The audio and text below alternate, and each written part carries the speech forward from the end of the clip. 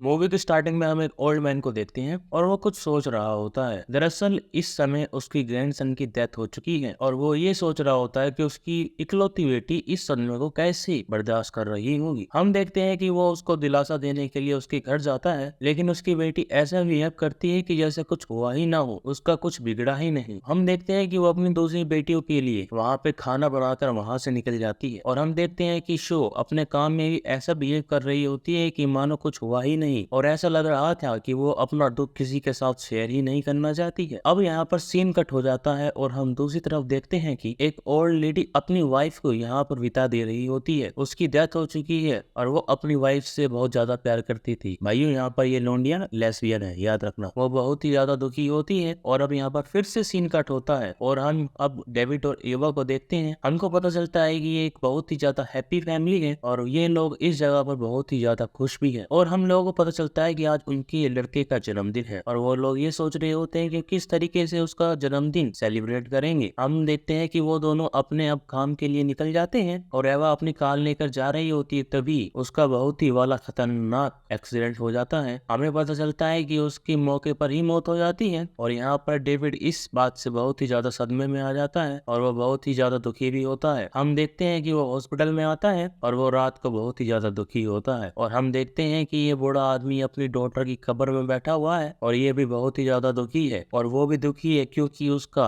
पड़पोता इतनी कम उम्र में निपट गया। अब हम देखते हैं कि बहुत तेज की आवाज आने लगती है अचानक से और ये आवाज इतनी ज्यादा तेज होती है कि सभी के कान फट रहे होते हैं। हम देखते हैं कि चिड़िया विड़िया सब जितने भी जानवर होते हैं इधर से भागने लगते हैं। ऐना को देखते हैं कि काम कर रही होती है कि तभी उसके सामने ही एक पंखा गिर जाता है। ऐना की किस्मत अच्छी है कि उसको कुछ नहीं होता, लेकिन उसका बेटा तो गयो। अब हम देखते हैं एकदम भूतिया माहौल जहाँ पर सभी लाइटें ब्लिंक कर रही होती हैं। अब हम ऐना के डैड को देखते हैं जो अपने ग्रैंडसन की कवर पर बैठा हुआ होता है और वो वहीं पर ही बेहोश हो जाता है। जब उसकी आंख खुलती है तो हम देखते हैं उसको कुछ आवाजें आने लगती हैं और वो तुरंत ही उस कवर को खोद डालता है। हमें यहाँ पता नहीं चलता कि उसका पड़पोता भी जिंदा है या मर गया, लेकिन हमें उनके चेहरे के भाव से पता चलता है कि वो बहुत ही ज्यादा उसकी फटी हुई है और सीन कट होता है और हम वहीं पर ही दूसरी तरफ उसी ओल्ड लेडी को देखते हैं जिसकी वाइफ की डेथ हुई थी। हम देखते हैं कि वो इतनी ज्यादा परेशान है कि वो ये सब सोचकर रो रही होती है कि उसकी वाइफ अब टपक चुकी है। हम देखते हैं कि अचानक से ही उसकी वाइफ खिड़की के पास दिखने लगती है और वो घर के अंदर आ जाती है। हम देखते हैं कि उसकी वाइफ घर के अंदर आ जाती है और उसके पास बैठ जाती है। हम डेविड और उसकी वाइफ को देखते हैं कि डेविड यहाँ पर बहुत ही ज्यादा उदास है और वो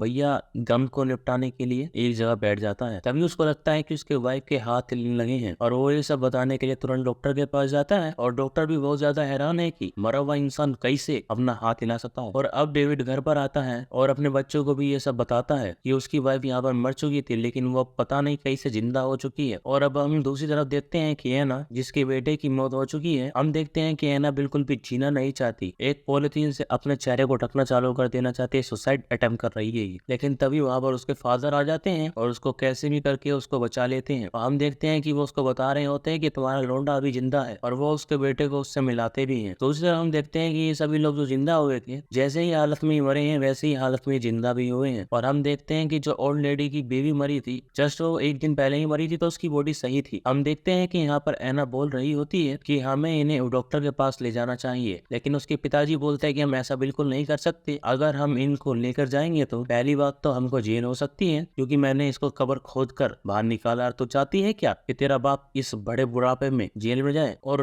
वो लोग इस बच्चे पर एक्सपेरिमेंट करने लगेंगे क्योंकि ये मरकर जिंदा हुआ है और ये साइंस के रूल के खिलाफ है, जिसके कारण से हम इसको डॉक्टर के पास बिल्कुल लेकर नहीं जा सकते हैं। हम देखते हैं कि यहाँ पर पुलिस आई है और वो ऐना से पूछ रही होती है कि आपके डैड घर पर है क्या? हमें लगता है कि आपके डैड ने अपने ग्रैंडसन की कब्र खोद डाली है। यहाँ पर ऐना उनको कुछ भी जवाब नहीं देती। उसके उदास और सैड चेहरे को देखकर पुलिस भी यहाँ से निकल जाती है। अब अगले दिन हम न्यूज वालों को देखते हैं और हमको पता चलता है कि 3 लोग ही ऐसे नहीं हैं जो जिंदा होकर वापस आ चुके हैं। पूरी शहर की कब्रों से लोग जिंदा होकर बाहर निकल रहे हैं और जो कब्र से निकल नहीं पा रहे हैं कि उन्हें उनके कोई रिलेटिव बाहर निकाल रहे हैं, जिसके कारण से सभी के सभी जिंदा हो रहे हैं। और अब यहाँ पे हम लोग देखते हैं कि जो लोग जिंदा हुए हैं वो सभी के सभी जिंदा लाश की तरह दिख रहे होते हैं और उनके चेहरे पे कोई भी एक्सप्रेशन नहीं होता है। अब जहाँ तक मुझे लगता है कि भाई ये सब चीजें कल वाली आवाज के कारण हुआ है, लेकिन इस मूवी में हमको इसके बारे में कुछ ज्यादा बताया नहीं जाता। सस्पेंस मूवी है। हम देखते हैं यहाँ पर ऐना और उसका बेटा और उसके फादर तीनों अपने आइलैंड वाले घर में चले जाते हैं। तो ये ऐना कहाँ काम क्यों कर रही थी, इतनी अमीर है। यहाँ पर हमें पता चलता है कि एना का